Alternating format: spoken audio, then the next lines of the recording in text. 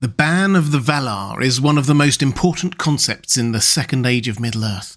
Humans were strictly forbidden to travel to the Undying Lands, and when they did, it had seismic consequences. But why? Why weren't humans allowed into Valinor? Hi everyone, this is Robert. Welcome to Deep Geek. On this channel we cover The Lord of the Rings, A Song of Ice and Fire, and much more.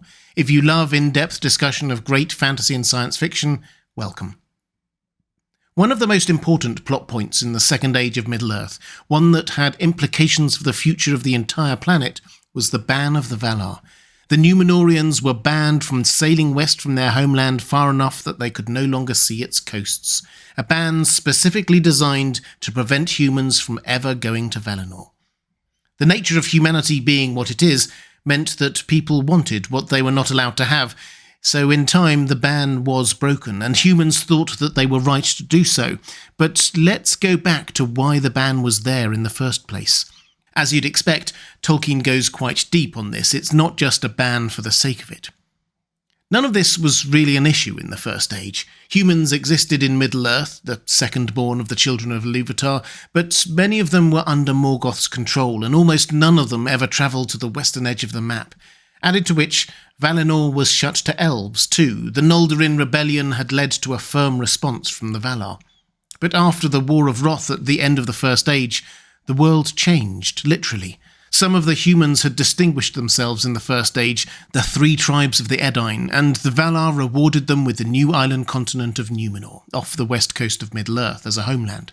They were also given slightly longer lifespans, particularly the ruling classes who descended from Elros the Half-Elven, first king of Númenor, who had chosen a human life, but had not just elf but also Maiar ancestry. The Noldorin elves were forgiven by the Valar, and the way was left open for them to return to Valinor, and for other elves to go there for the first time. We see that they do this through the Second and Third Ages, a slow drip, drip, drip of migration westwards. This wasn't a secret, it was well known. All elves were not only welcome in the Undying Lands, but summoned there.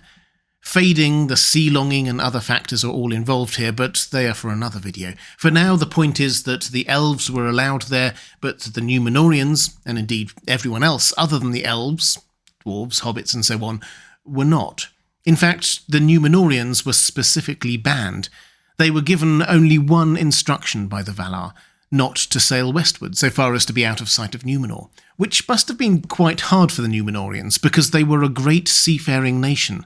They loved to travel far afield and discover new lands, and the Undying Lands were just there. They were so close, we're told in the Silmarillion, that at times, when all the air was clear and the sun was in the east, they would look out and descry far off in the west a city, white shining on a distant shore, and a great harbour and a tower, for in those days the Númenóreans were far-sighted. Yet even so, it was only the keenest eyes among them that could see this vision, from the Meneltama maybe, or from some tall ship that lay off their western coast as far as it was lawful for them to go. But they did not dare break the ban of the Lords of the West. But the wise among them knew that this distant land was not indeed the blessed realm of Valinor, it was Avalone, the haven of the Eldar upon Eressëa, easternmost of the Undying Lands. So Valinor was almost within eyesight, but they weren't allowed to go there. Despite this, the elves were allowed to go from Tol Eressëa to them and back. Thence at times the firstborn would still come sailing to Númenor in oarless boats, as white birds flying from the sunset. And they brought to Númenor many gifts, birds of song, and fragrant flowers, and herbs of great virtue, and a seedling they brought of Celeborn, the white tree that grew in the midst of Eressëa, and the tree grew and blossomed in the courts of the king in Armenelos. Nimloth it was named, and flowered in the evening, and the shadows of night it filled with its fragrance. Valinor was so close the Númenóreans could almost see it, and elves came from there with great treasures and things of beauty. It was clearly an amazing place, and yet the Númenóreans were not allowed to go there, or even sail close by. The story of Númenor over 3.5 millennia is a story of the rise and fall of a great civilization, a fall that was fueled by a growing jealousy or a sense of righteous indignation, which, from a purely human perspective, seems understandable. Even more fundamental than access to Valinor itself, humans were painfully aware that they grew old and died, while the elves lived on unchanging. So, from a very human perspective, it's easy to see why the ban on humans travelling to Valinor must have felt unfair.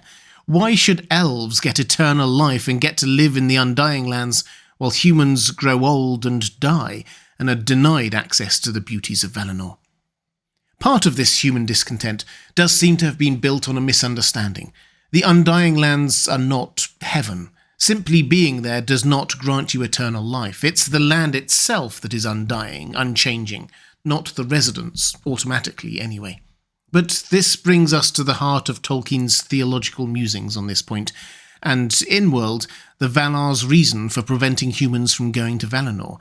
There's a fundamental difference between the nature of humans and the nature of elves. Elves are tied to Arda, body and soul, like the Valar and Maiar are, actually. They are tied to it until the end of time. When an elf dies, their spirit goes to the halls of Mandos for a time, then is re-embodied and returns to Aman. This tends to happen off-page. We don't see it, but Tolkien does give us a concrete example. Glorfindel died heroically in the First Age, went to the halls of Mandos, was re-embodied in Valinor, and then sent back to Middle-earth in the Second Age. This was not what happened with humans. When they died, they died. Their spirits stopping off perhaps in the halls of Mandos, but ultimately heading on somewhere else, the implication being somewhere good. Only Mandos and Manwë himself knew where. It was known as the Doom of Men, or more cheerily, the Gift of Ilúvatar. You see, to the Valar, mortal death was a gift. Humans weren't trapped in Arda like them or elves. Death freed them, which sounds lovely, though obviously over time most humans took to seeing death as not a gift, but just death. And so to the Valar, the two sets of the children of Ilúvatar, elves and humans, had different environmental needs. Immortal elves needed permanence, a slow pace of life, beauty and depth and subtlety and nuance, all the things that Valinor offered. Humans, however, were like a flame that burned bright and quick. They matched a world of change, birth and death and renewal and impermanence, seasons changing, kingdoms rising and falling, that kind of thing. In other words, Middle-earth. They simply were not right for Valinor at a deep level. The Valar tried to explain this to the Númenóreans, as we read in the Silmarillion.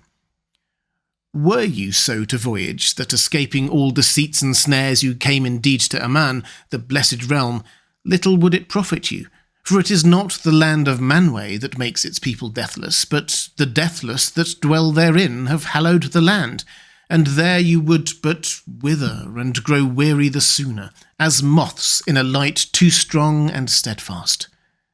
So humans in Valinor would grow weary and die early, much like, in their own way, elves grow weary eventually in Middle-earth and long to head to Valinor. Both peoples don't work well in the long term in an environment that wasn't made for them. Tolkien clarified this a bit more in an essay called A Man and Mortal Men. But in a man, he says, such a creature, a mortal man, would be a fleeting thing, the most swift passing of all beasts, for his whole life would last little more than 1/2 year, and while all other living creatures would seem to him hardly to change, but to remain steadfast in life and joy with hope of endless years undimmed, he would rise and pass, even as upon earth the grass may rise in spring and wither ere winter.